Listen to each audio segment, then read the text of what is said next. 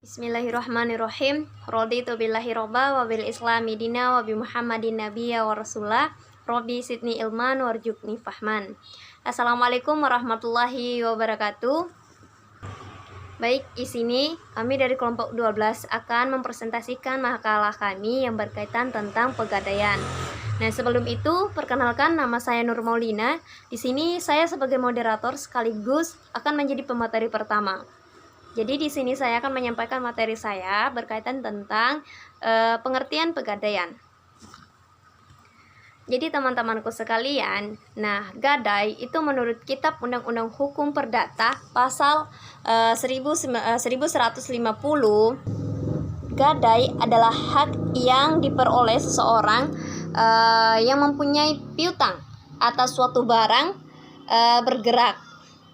Nah, di mana barang bergerak tersebut itu diserahkan kepada orang yang berpiutang oleh seseorang yang mempunyai utang.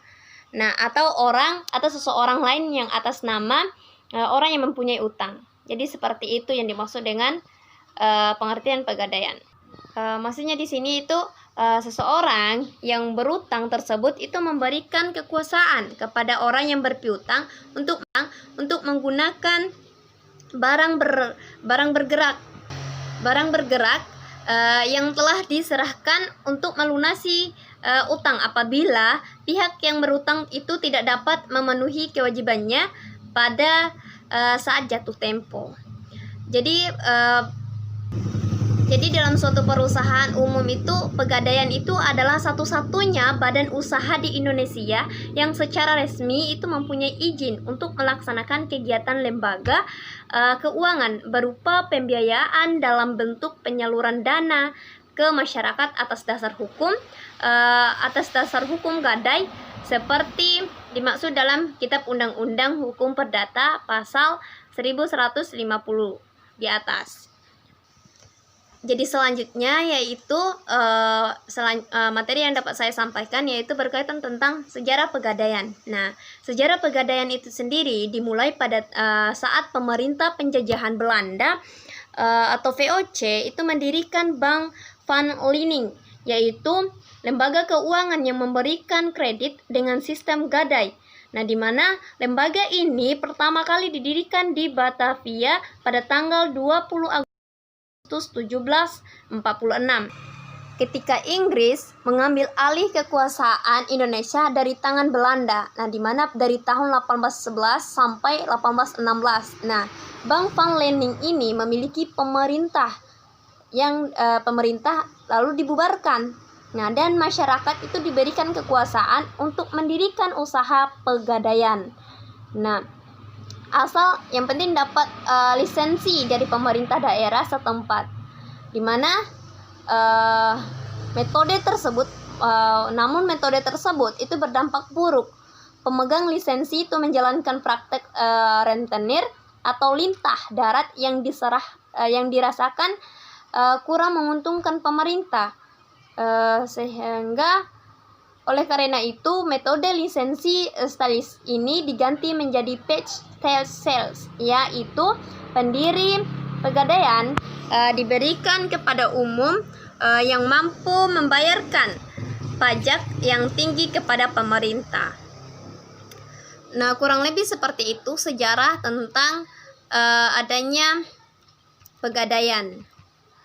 Selanjutnya yaitu materi selanjutnya yaitu akan disampaikan oleh rekan saya berkaitan tentang kegiatan usaha pegadaian.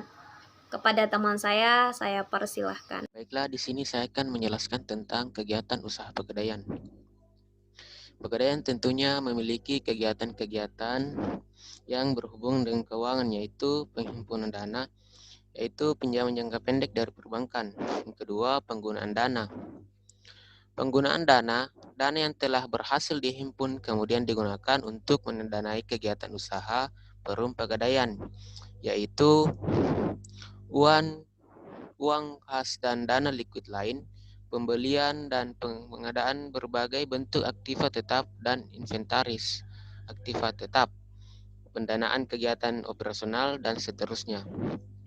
Yang ketiga yaitu produk dan jasa perum pegadaian. Yang pertama, pemberian pinjaman atas dasar hukum gadai. Hal ini mensyaratkan pemberian pinjaman atas dasar penyerahan barang bergerak oleh penerima pinjaman. Yang kedua, penafsiran nilai barang.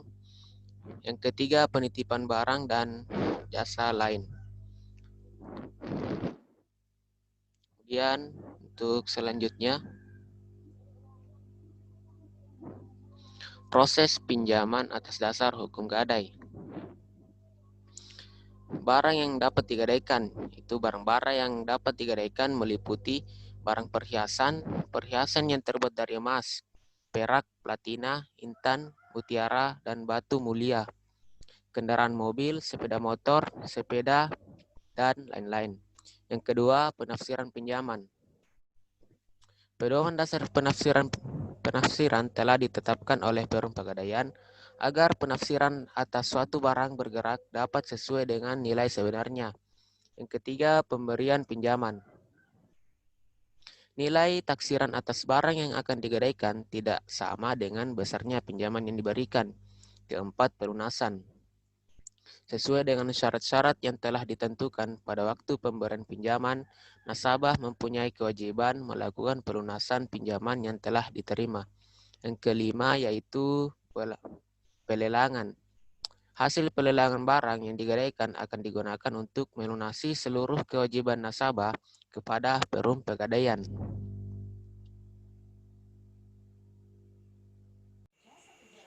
Assalamualaikum warahmatullahi wabarakatuh. Baik, jadi di sini saya akan menjelaskan tentang kelebihan dan kekurangan serta keuntungan pegadaian dibandingkan dengan lembaga keuangan bank.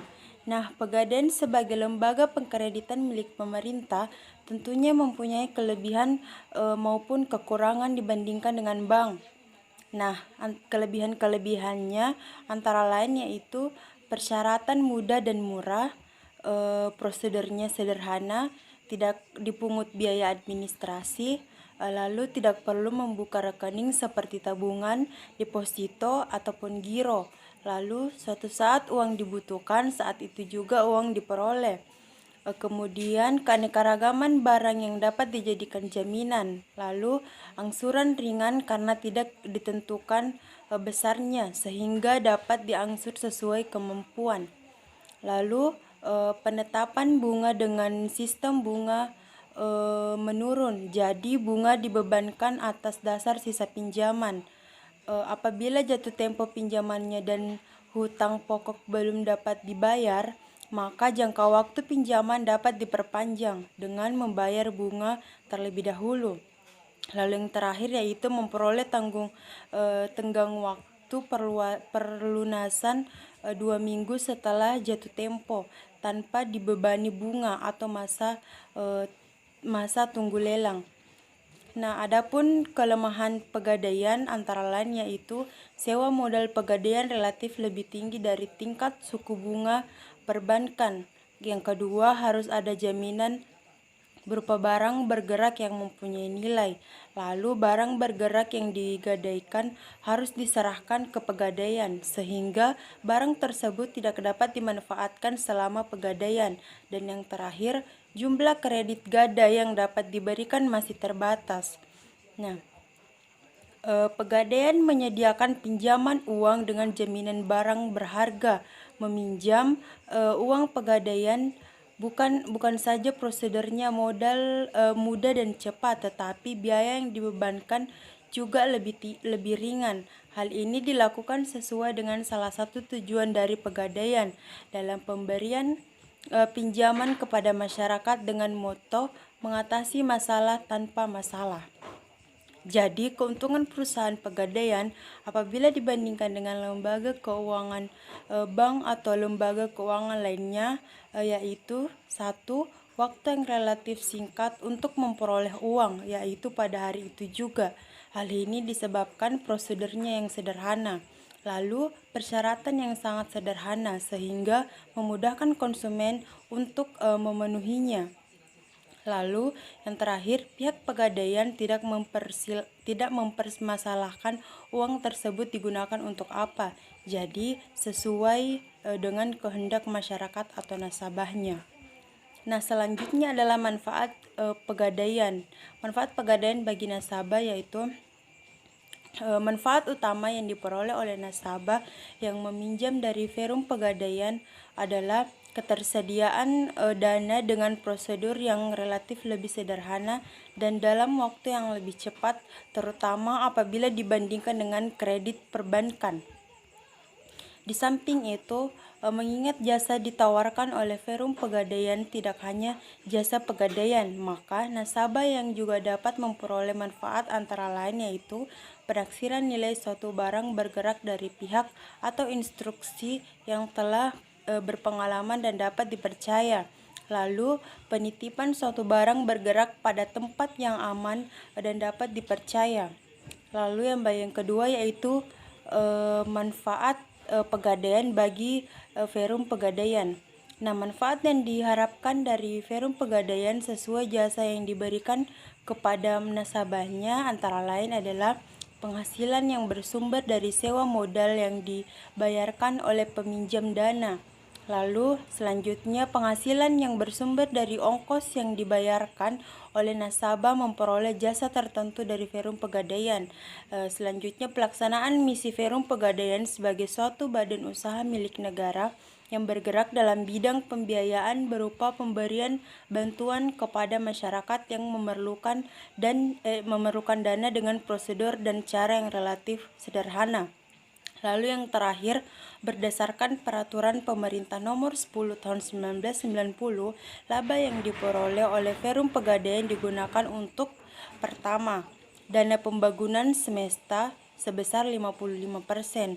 Yang kedua, cadangan umum sebesar 20%, cadangan tujuan 5%, dan yang terakhir dana sosial sebesar 20%. Nah, itulah tadi penjelasan dari saya. Lebih dan kurangnya mohon dimaafkan. Wabillahi taufiq wal hidayah. Wassalamualaikum warahmatullahi wabarakatuh.